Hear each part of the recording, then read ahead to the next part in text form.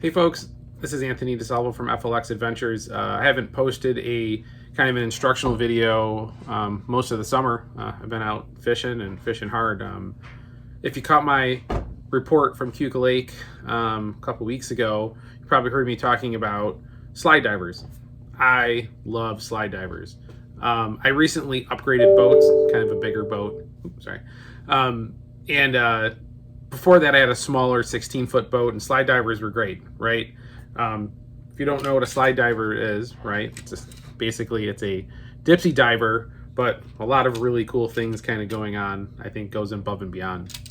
One of the things these are great about is that you can set the leader length of your dipsy to whatever you want.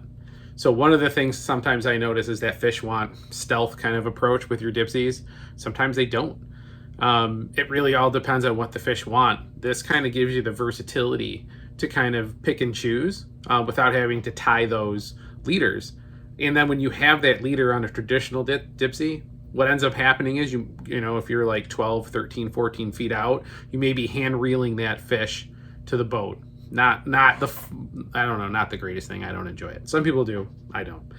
So what a slide diver does is essentially allows you to kind of put the line here, slide it through, kind of come out the back end, and this is the light bite version. So when you kind of essentially like lock it down in whatever position, you put the line going out here with a little hole. What happens is when a fish hits, and I have this tied really tight, I was actually just running this on a giant meat rig.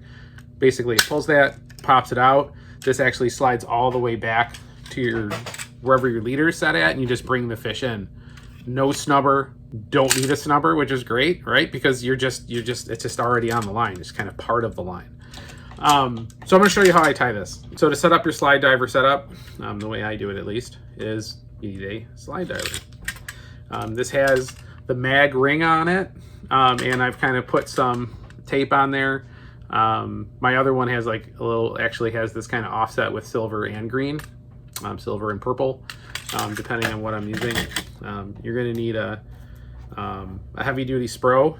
I like the spro swivels a lot because they'll go through the guides real easy. Some surgical tubing.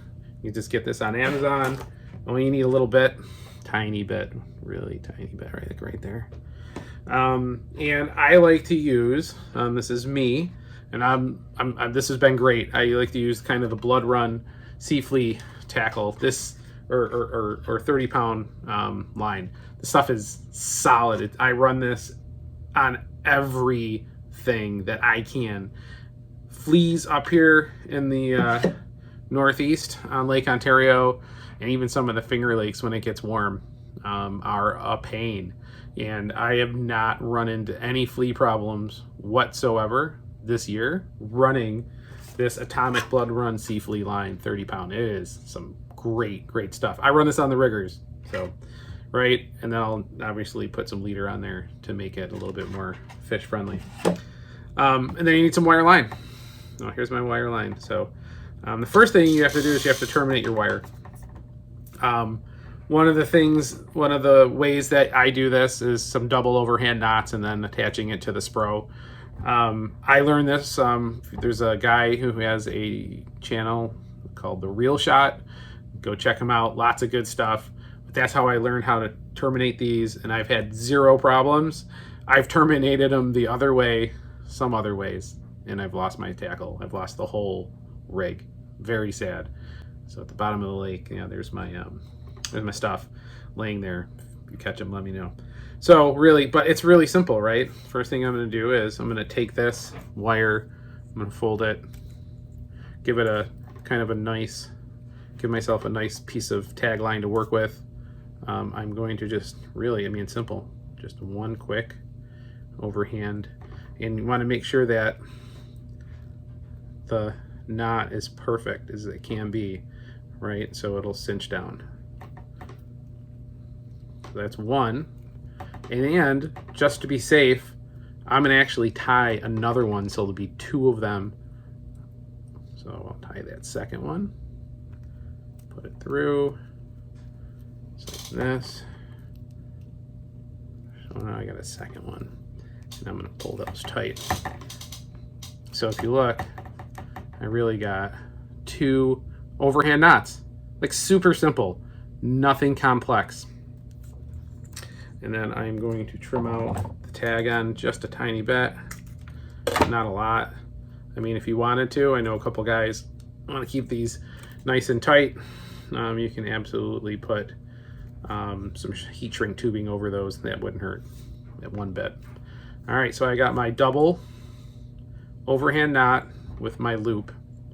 On the loop, it's really simple. Feed the loop.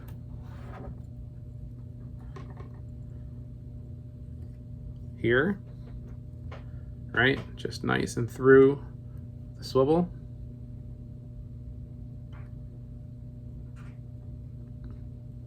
And then just cinch it down by just going around it. Boop. Like that. Pull it through. Just like that.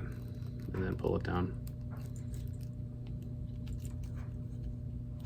Make sure it's nice and even. This one's not. Why don't you want to cooperate? There we go. I probably should have my needle nose pliers here to do that. Like that. There we go. So then you kind of get looking like this. Right like that. You kind of see it. Hello camera, there you go. So now we have my really nice knot. This isn't going anywhere because it's just a hitch. And then these 2 here aren't going anywhere either because there's double overhands. Once you have that terminated with these 2 double overhand knots and the swivel, right, you have to tie the mono here. And you can tie the mono here right now if you want to. That's fine. I'm not going to do that.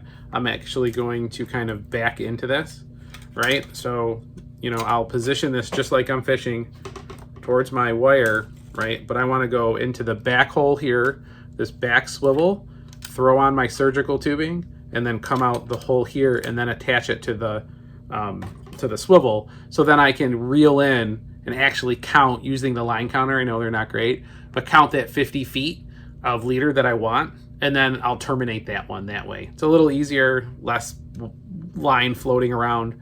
I find it just an easier approach. So I've already kind of started going through here. Let me go through the other spots here. I have it through this back piece here and this little piece here that you may or may not be able to see, right? And I have it just before I go out through the front. Now it's important that you throw on the surgical tubing and cut it at like a really good length that fits right in there. And that's super important because without it, this piece here that like cinches down on the line isn't going to have enough pressure to keep it from sliding around. So what will end up happening is your slide diver will just slide on the mono. You don't want that, right? So I'm going to grab the surgical tubing. It's super simple. Just slide it right on, just like that. Bring it down, and then I'm going to leave it there, just like this. And I'm going to insert, keep working that leader through the different holes, right, to get it through the front of the diver. All right, so now that I have the leader right here going through the back, through the middle, through this little canal with the surgical tubing, in here, through the front, and also on this front, once I lock this down before I let it out, just like that, right? And there's these screws that you can use to adjust your pressure, which is super handy if you're depending on what you're running. So what ends up happening is this is to the pole, right? And this is diving, and this is the this is the back to the business end or the bait. And when you get a fish, whoop, it releases out and it just slides down the line. It's pretty wild, right? So I have the set pretty tight because I was pulling a meat rig with this a couple nights ago, where I ended up getting a tangle, and I cut it up, and I just wanted to redo it again since the video. All right, so yeah, so that's how I have this set up. Pretty simple. From there, you just attach the wire to your mono. Any way you want to do it, any knot you want to use is fine. I'm going to use just an improved cinch, nothing fancy.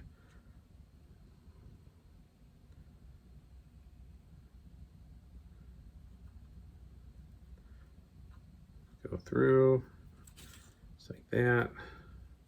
Go around 1, 2, 3, 4, 5. Through the hole, pull it down. Don't forget to lubricate. Super important. And then pull it down. Pull in the tag. You got a really nice looking knot. Right, your mono, your spro, and your wire. Not going anywhere.